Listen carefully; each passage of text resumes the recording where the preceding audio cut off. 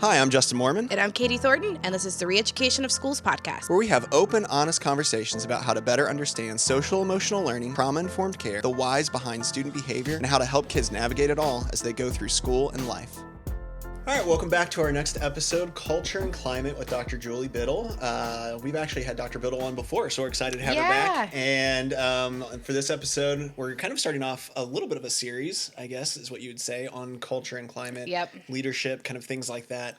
And so we're really excited to have Dr. Biddle back on with us. And Katie, I'll let you reintroduce her, even though we've introduced her before on the podcast. So Dr. Biddle was on before on an episode, I think it was episode 16, about play. So if you have not listened to that, incredibly important topic to talk about within schools right now. So I'm super excited. Not only is Julie a dear friend of mine, she's been a lifelong mentor and continues to really help and support and help provide guidance through a lot of the work that we're doing.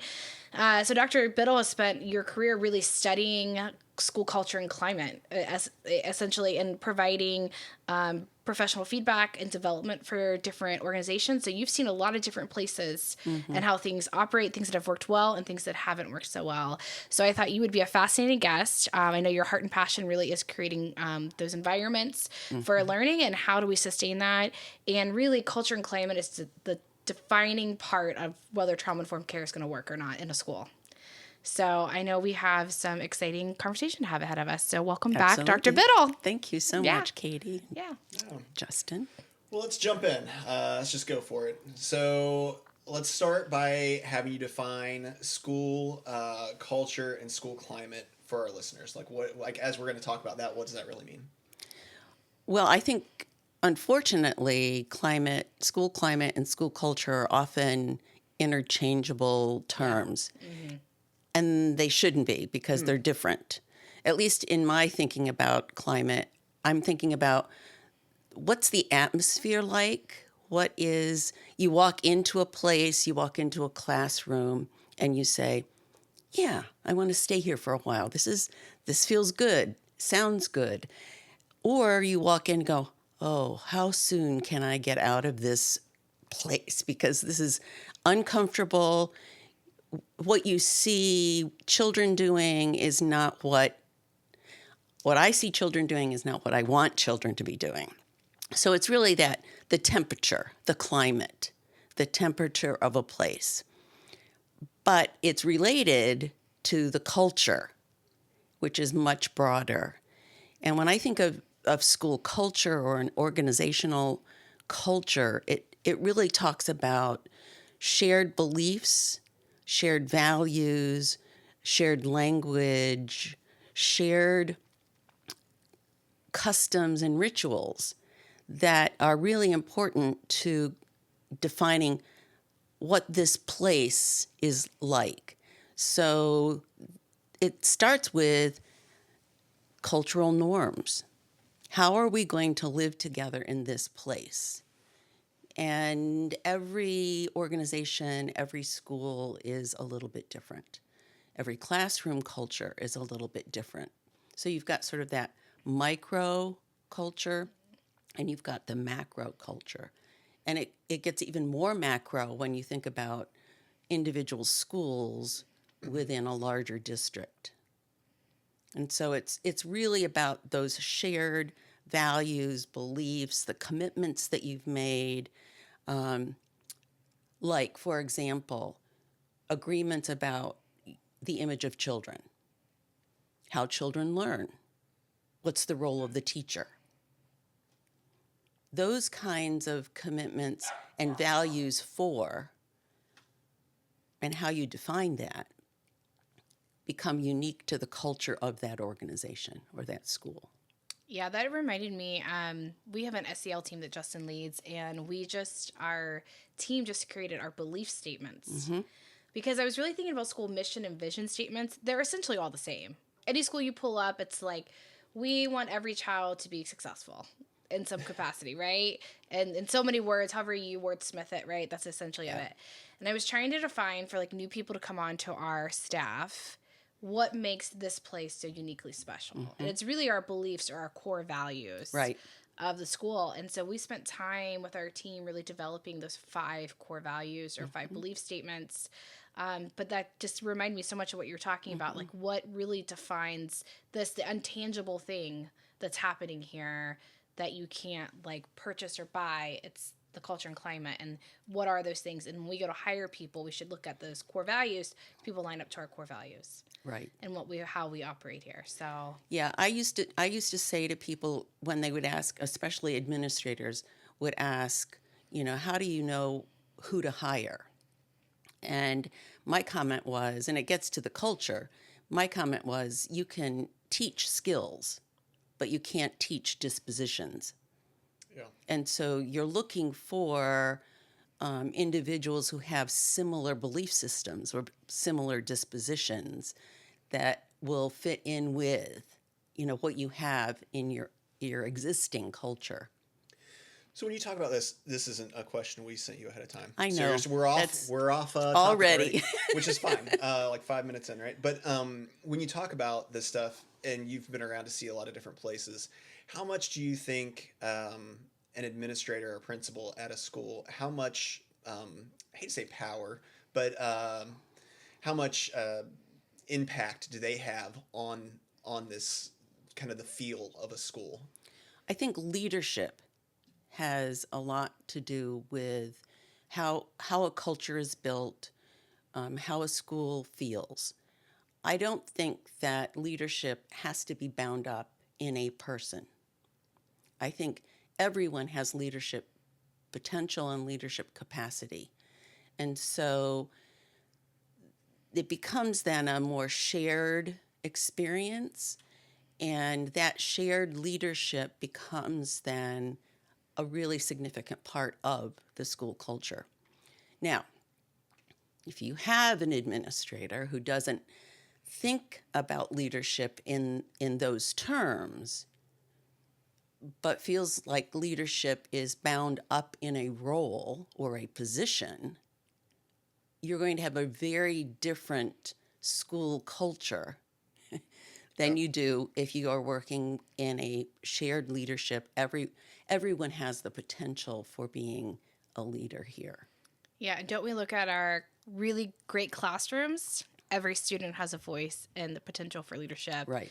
and to contribute to that learning community. Yep. So as a school leader, you have to look at your larger school community as the same thing, that everybody has value and a voice and has some leadership capacity.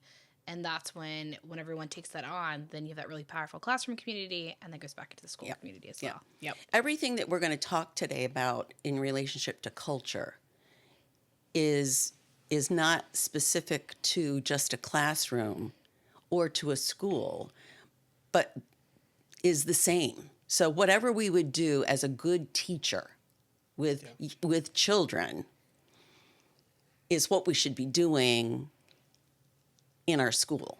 Yeah, it's amazing to me how much that's not really talked about, or how much that's not really understood. Like the more that we're out and about, or talking to different people, or hearing from different people, that is a really not understood, or maybe it's understood, but it's not a leaned into thing. There are so many places that we've heard of or seen that are telling teachers what they should be doing in classrooms with students that might be really good. And then you step back and you're like, none of that's happening from one level to a next in a building with the adults, though. Right. It's pretty unbelievable to me Yeah. how little crossover we are willing to like acknowledge all the time in that. Yeah, I think if you think about the importance of relationships, I mean, I say this all the time. It's all about relationships. So it doesn't matter if you're, an educator with a group of children. It's all about relationships, right? Yeah. But it's also about the learning that's going on. And so as a faculty then, it's about relationships, and it's about the relationships, and it's about relationships, and how do you build and nurture relationships with young children or intermediate students or college-age students or your colleagues. I mean, it's the relationships that right at the starting point. And the starting point with relationships is figuring out that we can agree on certain solid values and beliefs. Now, does that mean we're always going to agree? No. But we can agree to disagree agreeably. Yes. Yeah. Yeah, that's good. Now, it's different, agree to disagree, but agree to disagree agreeably. Maintains that level of relationship that's a professional relationship. Yeah. I mean, and then it gets to reciprocal learning. So recognition that, I don't have all the answers. I need you. I need to learn from you. Just as we need to learn from our students, they teach us an awful lot. But that reciprocal back and forth learning with and from one another builds then the opportunity to agree agreeably or disagree agreeably, right? Which builds on the relationships.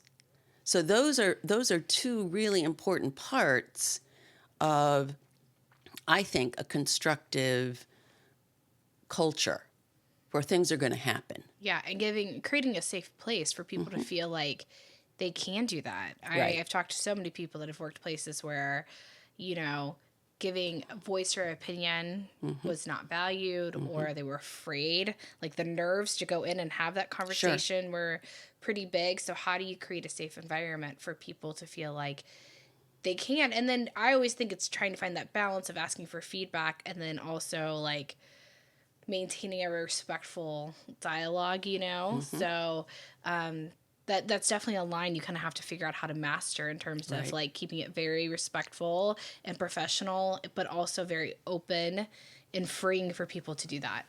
But also with, just as you would with children, consistency is critical. Yeah. So you're the same way Yeah. as, a member of a faculty with all the faculty, Yeah. as you would be with all of the children that might be in your class.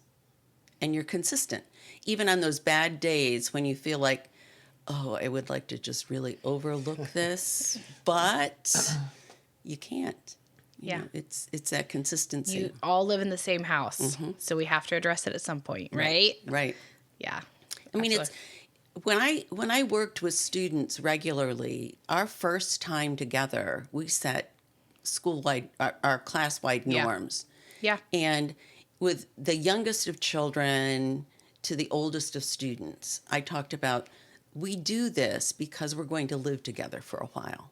It's like living in the same house. We're going to live together for a period of time. And we need to know what's the expectation as we live together.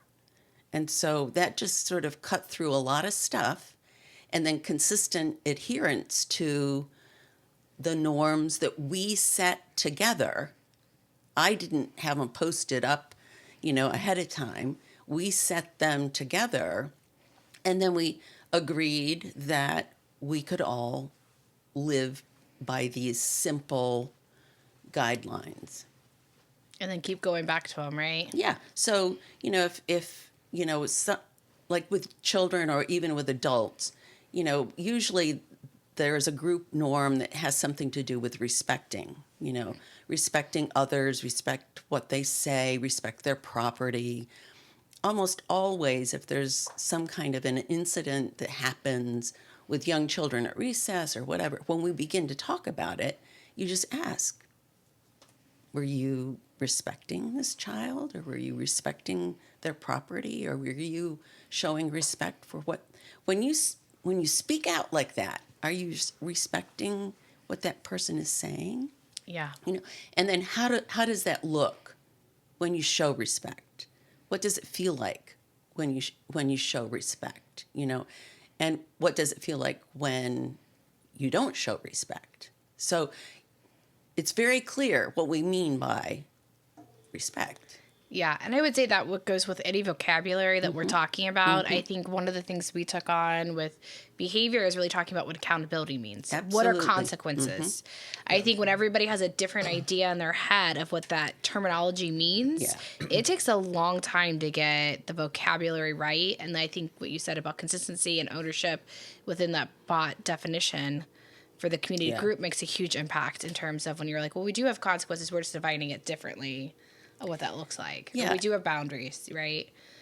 But everybody needs to know how you're defining it in that particular place. Yep. And that becomes difficult when you have like new faculty coming into a school. So orientation needs to be more than just, half a day. Orientation is ongoing. So I think the same thing is true with children. There has to be that consistency, and halfway through the school year, as an adult in the classroom, you don't have to be saying much at all if you get a new student, because the rest of the children who have been living together will say, no, we don't do that here, because they already have it. It's ingrained. They understand it.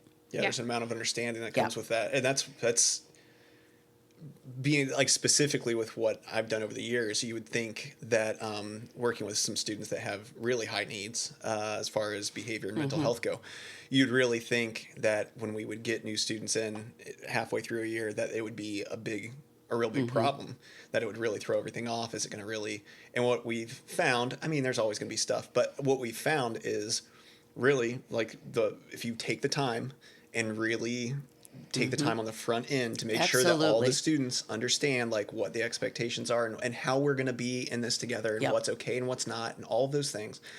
Then when somebody new comes in, they almost, without even having to have anything verbally said to them at all, they kind of start falling, stay into place, but they kind of start falling into the rhythm of the room. Right. And there's something I think comforting about that too, to be like, oh, this is just generally it's understood, Yeah. and I'm gonna fit into it, and so that's kind of an interesting. That's a good point. Yeah. I think hopefully the same is somewhat true as far as new staff coming in too. Certainly, like we have stuff planned to purposefully train staff kind of throughout the year, but I think the hope is as well that somebody new comes in. Hopefully you've hired in the people that have the same kind of general mindset, right, that you were talking about, and then those people though are going to be able to pretty naturally, in a not intimidated way, kind of start fitting in to what the school already is all about, Right. And that's the hope. Yeah. I'm super excited. We're doing a little bit of we did a lot of work on the neuroscience and educational law, and our SAL team came together and said, like, how do we bring people into our school culture and climate so they understand like what we're about, and went back to those belief statements. And this team's going to take some time throughout the year to onboard staff to like just share about great. like our vision of children, like our beliefs about inclusion, our heart of actually supporting and helping each other. Yeah. That's how we operate and work here. We all jump in. They're all of our kids. And so really getting people to understand that in the research and the reasoning why, but spend some intentional time to see, as we're looking long term, as people retire out and things, like how do we continue the momentum of what we have going to maintain it. So Some of what you're saying, Katie, is really important because the sense of we, like this is our school or this is our classroom. It's not mine. It's not yours. It's ours. And creating that sense of ourness, that sense of we, says a lot about the culture. yeah. All right. One of the things you kind of mentioned at the beginning as you were talking is the actual like environment, right? Whether it's walking into a classroom and knowing like that, you kind of getting the feel of it, the climate of it, the temperature of it. Like, is this someplace I want to stay? Is this someplace I'm looking to try to get out of quickly? Whether that's an individual classroom or a school building as a whole, right? It could be really either. So how does the actual learning like environment, whether again classroom or if you want to go broader than that in school, how does that the physical space itself set up a supportive learning environment more, I guess, not hypothetically, it's the word I'm looking for, like not the actual physical learning environment, but like the actual setup of it. So how does the physical environment impact the non-physical environment? Yeah. I guess. Well, I think the educator in the classroom has to think about what are the really important things to happen here.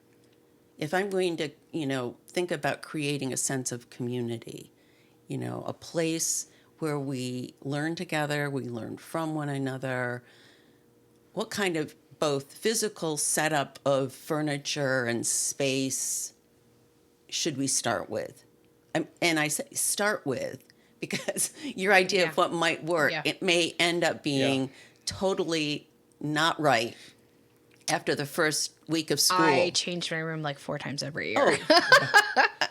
I changed it a lot more than that. Yeah. I mean, you really have to know your students.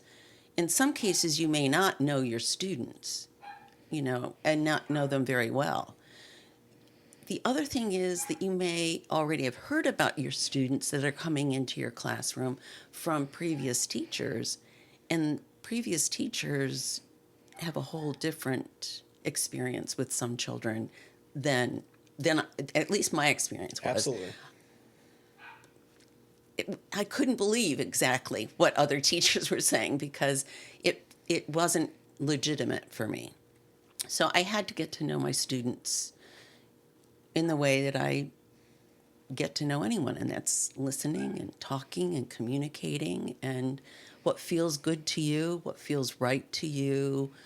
And so I think you have to think about yourself as just one member of this community, and what you can do is think about how to make everyone comfortable so that there's the possibilities of learning, the possibilities of conversation, the possibilities of collaborating, negotiating, giving voice, choice, and agency, to everyone that will be in that community, whether it's the school or the classroom. Those are the things that I think you have to think about in relationship to, the actual setting up of a learning environment. Yeah. So let me ask you this. So what people can hear at times is everybody has to be comfortable. Everybody has to feel okay. And what people can hear is, well, that kid's allowed to do what they want. And I should just let everybody decide what they want to do on their own. And I don't have, as the teacher, I can't do anything about it. And if that kid decides they want to be this way today, I have to just let them, and I can't really direct in any way, because people can have a lot of feelings tied up with students and teaching and how they interact with the students. What can you maybe clarify that a little bit, or say a little bit about that mindset, maybe, or that kind of response? Sure. I'll give you an example. Sure. When I was in the classroom, I had any number of children who had their own ways of doing things, and I learned early on in my career that if I engaged the child in problem solving this issue, we would come to a solution that worked a lot quicker. So, I had children who couldn't sit still, in a classroom. But one of our norms, one of our things that we agreed about was that we wouldn't interrupt the learning of anyone else. So I had this one child who literally needed to get up, stand, walk around, move, whatever. I tried all sorts of things that both frustrated him and then made me just pull my hair out. But then one day it occurred to me that I should really invite Matthew to come and talk with me about this. Let's figure this out together. So we did. And we agreed that he could stand. First of all, I moved where he sat, sort of to an edge, so that it was easy for him to stand up, even walk down the hall if he needed to.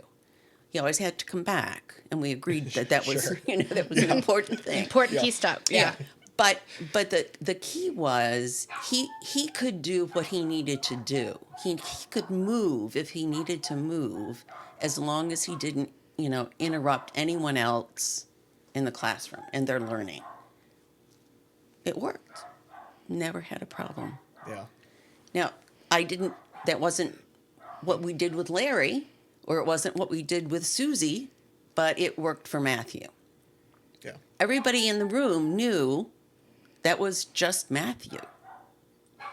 Yeah, and I think what I can hear people sometimes over the course of my career say, well, then every kid's gonna want to be able to stand up and walk around, and every kid. But your experience, that's just not true. Yeah, not. Because we had already established we're gonna figure out what we each need to do in order to not interrupt the learning of others, to respect, what people are saying and doing, and we had already established really very simple beliefs, norms, if you will, norms really, for how we were going to live together. So I talked about this with the class. I mean, we had class meetings. And so, I explained that Matthew and I had this conversation. We had come to this agreement because we didn't want to interrupt Matthew's learning, and Matthew didn't want to interrupt the learning of everybody else in the classroom. So this is the agreement we have. Yeah, and what you just described is essentially Dr. Rosgreen's model. We hear the adults' concern, the empathy step, and hearing inviting the kid, and then we're doing some problem solving together. Yeah. And that's exactly how we've talked about that many times, of how that actually unfolds. And it works. I mean, part of it is that respect that children are competent and capable, and we have lots to learn from them. Mm-hmm. Yeah. So, and always think of the coolest ideas, things you never thought of. They've already problem solved it, right? Innovation, yeah, for sure. Yeah, or something that's so much more simple. Sometimes we want to over construct some solution, and really it's a conversation maybe, and it maybe is a conversation that has to come back up again. It's like a reminders and things like that. But I think that to hopefully encourage people out there, like, take the time to actually try to problem solve with a student. Don't feel like it has to be on you. I think that's important. Yeah. Like if you feel like it has to be on you to come up with a solution, you're going to miss probably way more than what you ever want to before you get to the right thing. And you're not going to enjoy what you're doing. No. It's Malaguzzi would say, my Reggio inspired work is coming in here, but he would say, do nothing without joy. Well, Matthew wasn't happy. I wasn't happy. We had no joy for a while. There wasn't any joy. Yeah. But together we figured it out. And, it's all about relationships. And so I knew that with Matthew's help, it finally dawned on me, with Matthew's help, we could figure this out. And the other children were just very gracious because they loved Matthew. Matthew was a part of our family, our community. And, there was that already building sense of, we're here to learn together. We're here to learn with and from one another. And, it's a simple illustration, but it was one that made a huge difference in my teaching from then on. Yeah. I don't want to get into this part too much, but just if anybody's listening, look at the Universal Design for Learning. That framework talks a lot about what you just talked about. And then I encourage people to look at your OTES. If you're in the state of Ohio, or your teacher rubric for your state, a lot of that calls for creating that environment that allows accessibility for all students to learn, and how it's uniquely different based upon each child's individual needs. Right. And setting that, and as a school administrator, you're going to have educators in your building. Their needs are can do a lot of autonomy. Some have different needs. Some need more flexibility. Some need more rules. And it's not a one size fits all for everybody. Right. If you're looking at the leadership model, and I think people are continually looking at, are you fair and accessible to everybody? And do people feel like their needs are being met? And then I think that's part of the foundation of a good school culture and climate. Okay, so and you've kind of started touching on this as far as building a collective like community and the ownership of that. What are some of the kind of invisible things, I guess, quote unquote, that that educators can do to build that collective community ownership? Well, I think listening to one another, really being present in conversations. We can't over communicate. And I've heard teachers say, I taught this, so I don't get why the children aren't understanding it. Well, there may be a reason for that, and thinking about, how children learn, how the faculty in a school learns. Katie, you've already mentioned some need this, some need that. It's just like working with children. It's just that now we're grown up children, right? But you have to keep on anchoring back to that collective community to have those. I always say I never cancel staff meetings. It probably drives people nuts, but I do think it's an opportunity for that community meeting to discuss, connect, having those micro interactions with people, re-anchor back to our belief systems or things. And then there's lots of individual things that can happen through PLCs or one-on-one conferencing through evaluation process and those kind of things. Just like your classroom, one-on-one, small group, and whole group all need to be a component to build that classroom community. When you start missing pieces of that, that's some of that invisible work that really can fall apart. Yeah. So I think it comes back to how you've agreed to live together. Yeah. And creating structures that promote that. There are lots of structures like staff meetings, like individual conferences, like small group learning, whole group learning, individual.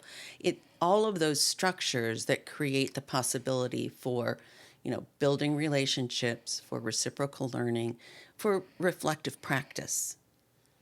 So.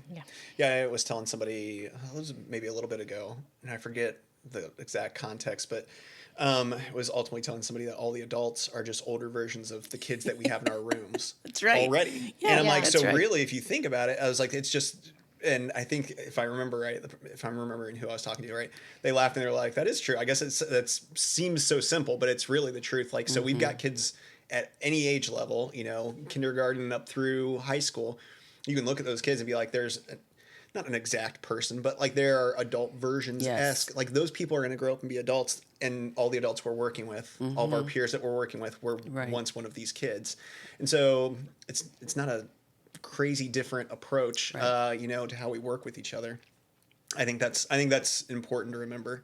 And I think we get so intimidated by working with each other sometimes. I've mentioned this a lot. I feel like there are so many people that get so adult-wise that get so worried about how other people are thinking about them, especially when it comes to, I'm sure there are other jobs that are like this, but I think especially something like teaching, because there's a lot that's wrapped into it. There's a lot of scores that everybody looks at, right, to see if you did a good job or not. Like there's a lot of, you can see how many times your room seems louder than everybody else's, or your kids are in trouble, quote unquote, more than other people, you tie a lot of that stuff to yourself. But I think when we can get past some of that and realize that, again, we are all in it together, and just because a student might be officially in your classroom, that doesn't mean that I don't have responsibility with you.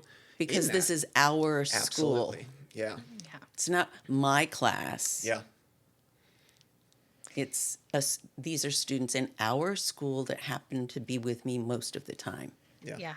And what a change in mindset, even when you're interacting with kids in the hallway or maybe kids that aren't in your homeroom, that you have that mindset that this is what our school expects. And so then everyone's kind of addressing things in a very similar fashion, even just the way we're speaking to children. Yeah, and when I was doing school improvement work, one of the first things that we did was establish school-wide norms, so that every class, because you walk into a school, at least my experience was, you walk into any number of schools and the kids are in different classrooms, and each classroom has a different set of expectations. So they leave their homeroom and then they go to their PE class or their art class or their music class, and those classrooms don't have the same expectations as the expectations in their 5th grade classroom.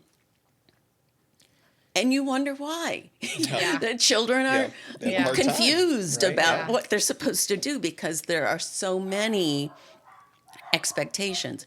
And so creating school-wide expectations made it a whole lot simpler to live together in the school. Yeah. Now, there might be something specific in your classroom, but usually there didn't have to be if the school-wide norms were pretty set, Yeah, pretty well pretty well communicated, became a part of, a ritual celebration at the end of the week, or when you gather together as a whole school, everybody understood how they were going to be in that place.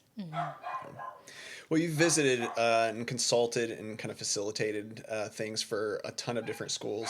What are some common mistakes or myths that you've come across that you want to caution people to avoid, maybe? Oh dear. She's got a list. Yeah, well, I know. She got she got a list with an S. Yeah. Well, I think that one of the most common mistakes that educators or anyone in an organization makes is that once the culture is set, it's done. Your work is done. And it is not that way at all. It is something that everyone within that organization, whether it's the classroom or the school, every day has to intentionally work on. It's everybody's job. Every day, it's never over. The work is never done. And that's hard work. It's really hard work. And so I think thinking that it's easy, that if we just go in and tell everyone what the vision is, that everyone will say, yay, great, that's our vision. But it's not shared if it's told. It's just not. And so you have to begin that communication. And again, it goes to the communication. You cannot over-communicate. And so I think that's another myth, that once it's been shared, it's done. You don't have to share it again. But, it's like reading a good book. If you go back and reread it, you're going to see and see some things that you didn't see it the first time you read it. And so the first time you hear something, you'll take away a certain level of understanding. But if you hear it again in a different context or from someone else saying it, you'll probably take away something else from that conversation. So it's over-communication. You can't over-communicate. Yeah, I was going to say, it kind of reminds me of like any relationship or a marriage, right?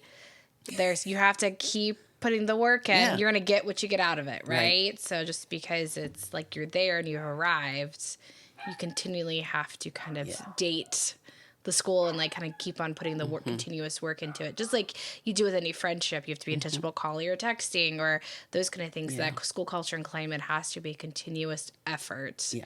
Once you stop putting the work in, that's when things slowly start falling apart and you have to start working on the repair part. So you're going to put the effort in one way or the other. Yeah, it's going to be, the effort's going to be there. The time you spend doing this stuff you're going to spend time. It's just, how do you want to spend it? Do you want to spend it, like your point, to repair something, or do you want to spend it in, keeping stuff going and kind of staying fresh and being on the, I guess, front end of making sure that you're doing stuff well and that everybody's on the same page and that we're all have the same vision and are in it together. Yeah. Yeah. And that in it together is really, really, really critical, because if everyone isn't in it together, there's apt to be sabotage.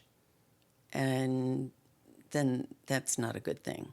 You really haven't, it's like that creating initially in a classroom, the importance of those first few weeks of school, of really helping the students in your classroom understand what you mean by, and because by the time second semester comes around, and even before that, often there are just like, you're cruising. Yeah. You're just cruising with the kids. And, so that upfront time is really time well spent. Yeah. Yeah. And that idea of, with what I do, I always tend to say it's about the first quarter. It's about October. If I can, we'll have bumps in the road past October. Sure. It's not magical, but like it's Because we all have bad days, absolutely, right? absolutely. But by and large, we've kind of found our system. Each kid has kind of found their system and how they work. And how they by work about October. with everybody. Yes. Right? Yeah. And it's different. And that's what can be tiring. And it's tiring, like the more students you have in a room, obviously it gets more tiring. But Sure. But it can be tiring to kind of figure that out. But my gosh, it's worth it.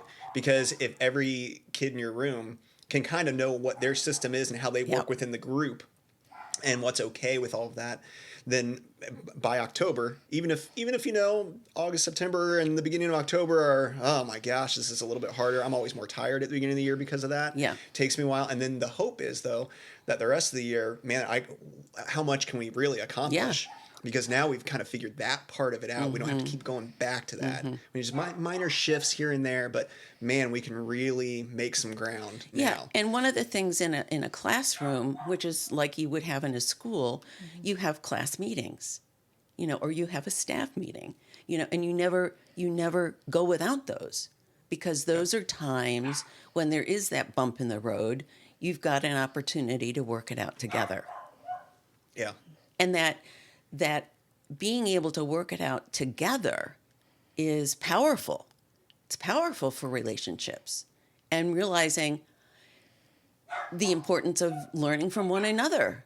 And I mean, that just reinforces the culture when you've got that vehicle, that's a structure that really supports the kinds of things that you want to do and how you want to build a learning community, whether it's in an individual classroom or school-wide. Yeah. Did you have any other major myths or cautions that you wanted to pass on? You had a pages long list. Well, it's funny thinking about coming and having this conversation with the two of you. I went back and looked at some of my, materials that I had from, the school improvement years. And, at the end of the 12 years of that work, I had written a document that I entitled Lessons Learned. Oh, okay. And one of the first lessons was culture comes first. And little bullets underneath that was, without establishing a learning environment, there's apt to be very little learning. We can agree to disagree agreeably. If there are no objections or questions, then something's probably wrong, because people don't naturally get along. And there are ways to create unity without uniformity. I love that. That's a takeaway for me. Well, and that sort of is the same, when I looked at some of my other inconsistent implementation equals inconsistent results. Decisions must be shared and they must be student-centered. If we make decisions that will make the life of adults easier, then we often shortchange children. Yeah. Teachers have to work harder outside of the classroom so that the students are the ones that are working the hardest in the classroom. And there's a difference between compliance and engagement. And that doesn't matter if you're a child or an adult. 100%. 100%. Yeah. Collaboration increases collegiality. Those were just some of the key things. Learning teachers support learning students. When teachers stop learning, they stop inspiring their students. I'm a firm believer of that. I've never gone a year without reading or researching something. Right. Yeah, and I think, maybe it was the last time you were on. I can't remember, but like I know we've talked with somebody about the willingness to. I know there's a lot that teachers have to do. That's just they have to do it. There's certain topics they have to cover, and it seems like any given year there it's more scripted than it is another year potentially. But even within that, I think it's so super important to like not do the exact same thing for 18 years because you're gonna lose. Yeah, I can't imagine not losing the joy in it if you're just kind of doing the same thing because it's what you've done before. Obviously, you keep stuff that works well. You don't want to like completely disregard that, but I think that there's this level of being willing to kind of change it up a little bit and shift how you're doing things sometimes just to keep yourself fresh with everything. Right. Okay, so how do we empower families to be a part of our school culture, and why do you feel like that's essential? Well, I think how we view families is really critical. Just like how we view what's our image of the child, what's our image of families? You know, do we think family members are competent and capable? Can we learn things from family members? You know, sure, absolutely. But if we don't believe those things, then empowering families is not going to be a high priority for us. And I think it also depends on how we define family involvement. You know, in some places that's based on family members volunteering and being present at the school.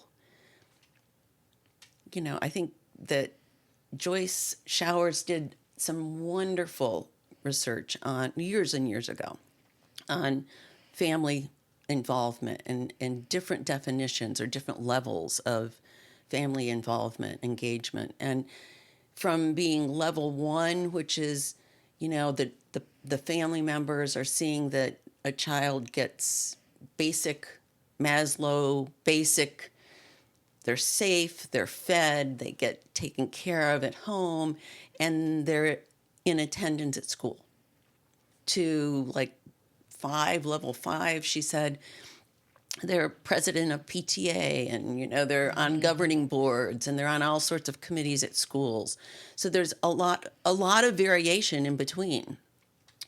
But I think this is a really good point of conversation to think about extending unconditional goodwill toward family members, recognizing and believing that they will contribute what they can contribute. Not all family members have had good school experiences. And so they're not going to be really eager to just jump right in as a parent to, you know, a school experience if their own being a student experience hasn't been very positive. So, you know, believing that they will contribute as they can, making them welcome, continually inviting them in, even if they don't pick up on the invitation. But I think as part of the school community, we are the ones that are responsible for extending the invitation and making that open door, the welcome to the school, being welcoming. That's really our responsibility. And again, being consistent with that. Yeah, it takes the 12 to 13 micro interactions to start building trust. And once a family trusts you, then that partnership is like amazing. Yeah. Yeah. And it's like having, you know, all 5 children of the family. You know, the first child was a little rough to get to know the family. There was a little hesitation. But by child 2, 3, by 5, I'm a member. With you. Yeah, you're going to the baseball game. You're over for dinner. Yeah. I'm part of their family. Yeah. So but it is that continuous being open, being willing. One of the first things that I did as a young teacher in my parent conferences was to ask the parent to speak first. Tell me what you'd like to tell me today. You know, and that changed all of my, you know, conferences with family members afterwards, because they usually had exactly the kinds of things, issues that they wanted to talk to me about, that I wanted to talk to them about. Yeah. But they felt empowered, and it went a long way to create a sense of trust in the work that I was doing with their child. So I think we have to be the ones that invite in, that we are the ones that welcome, that we are the ones that say, we need you. You're part of this. You're a stakeholder here. Yeah, it's wildly important. And the families that have involvement and high involvement, and again, in my experience, specifically with what I do, but even on a broader scale over the last handful of years, looking at, just being in a typical school setting, those are the families and those are the students, I guess, that are able to make the most growth and things like that. Not necessarily just because the parents are doing a lot, but when there's the best relationship between school and student and parents and just families. That's when the most growth can happen, and we shouldn't really be surprised by that, right? I guess ultimately, but I think that makes a really big difference, and it's a good reminder. I know we've said it a few times that the family's the most important team member, right. Not me as a teacher for 1 year, right. or 2 years in a very unique situation, right? But usually teachers, you're on that family's team for about 1 year. And I think to remember that you're not inviting a family in to be on your team for a year. Right. You've been invited in, like whether invited or it's just how the chips fell, like you're on that family's team for a year. And that's a big deal, and that's a big responsibility. And so we shouldn't also try to kind of box them out, I guess, of being on the team, from the family perspective. Yeah. Well, we kind of end up we could talk forever. Yes. I think it's just easy. It. It's just easy, like you said, before we ever started, just easy, normal conversation. But we do need to probably start looking at wrapping up. When we end, we always ask, what's one thing you want people to walk away knowing? We'll go first. We'll let you give you a chance to think about it some, and then I'll think about it some while Katie answers here in a second. Okay. But if you had like maybe one or two things that you'd want people to walk away from this episode remembering, Katie, what would they be? I would say culture and climate is the most important work we're going to be doing if you want to see educational shifts in terms of trauma-informed care, project-based learning, universal design for learning. All of that is based on school culture and climate and how you have set that up, so that if you are a school leader, from my perspective going in, or as a classroom teacher, if you don't set the tone or prioritize that as the daily work you're doing every day, the learning outcomes will never happen. Right. And so I just really encourage people to spend a lot of time, date whatever you're doing, put the time into it, even if it's those little micro things that you're feeding into it will pay off and make a difference. Don't neglect it. It will come back and make a very difficult year for you. So just prioritize that. Yeah, I think for me, I just think that and not just me, but I think everybody needs people that are different than them and that think differently than they do. Sometimes those are the people that are the most frustrating to you for obvious reasons, I guess, because they're different than you and they think different than you. Here we are. And and then you start a podcast with those people. No, but I think if you don't have those people, and you kind of alluded to it in a couple of your bullet points and things like that, but having everybody be the exact same isn't good. It would be boring. Yeah, and I actually think it would be detrimental to the students that we're working with. I think so. Embrace that a little bit. There are people that you work with that maybe it's harder for you to just naturally get along with, but they have something to offer that you don't have. They have something to offer that I don't have. And so you have to be able to lean into that and build relationship alongside of them, communicate a lot with them, because the reality is I end up learning from those people. Right. Because they're thinking a way that I'm not thinking. And I really need that. So as, I forget when this will ultimately air. It'll still be summer when this initially airs. Yeah, Monday. But so soon. But when this airs, it'll still be summer. But think about that maybe as you are gearing up as the summer's winding down. If you're listening to this during the summer, don't shy away from those people. I mean, it's great to hang out with the people that you get along with well. That's fine. There's nothing wrong with that. Don't shy away from the people that are different than you and that think a little different than you and that maybe even rub you the wrong way sometimes. Instead, really be intentional about finding ways to engage with them and be open to learning from them too. I think that's just really important. Yeah, that takes a lot of intentionality. I agree with you. Yeah, you have to do it on purpose. You're not going to do it on accident. No. You have to. It's work. You have to do that on purpose. Yeah, it's work. What about you, Dr. Biddle? What would you say? What's one thing that you'd want people to walk away? I think it's all about relationships. Yeah. And the importance of recognizing you can have relationships with people that are different from you, who think differently from you, and that those perspectives create possibilities for growth. And I think that wow, I like possibilities. Yeah.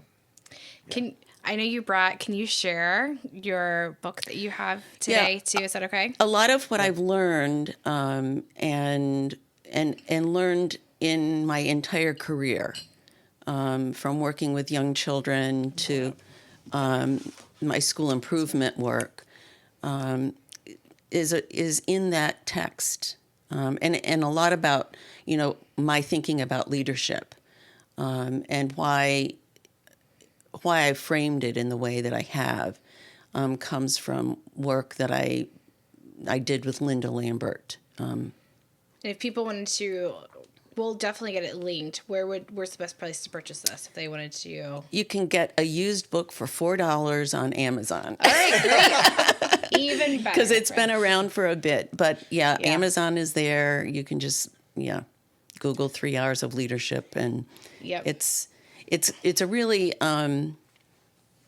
it's got a lot of the stuff that we've talked about in it, related to culture and school organizations and just leadership potential.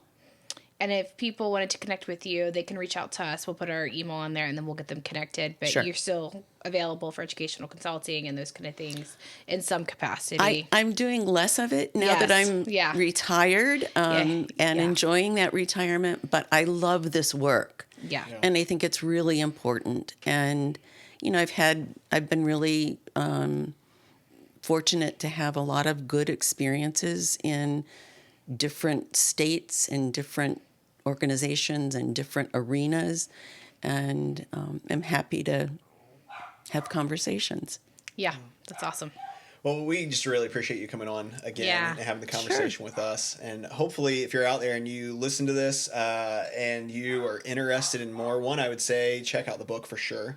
I think also share this episode with somebody and have a conversation about it. I think that's a great way to start your school year. Yeah, right? And I think that this is a good time if it doesn't matter what role you have in a school, but this is a good time if you're listening to this during the summer to really start thinking about maybe give yourself a few more weeks after this comes out before you start thinking about it too hard, because it's going to come out in June. But give yourself a little bit of time, but then start thinking about it again. Re-listen to this episode and start thinking about how you want this school year to be.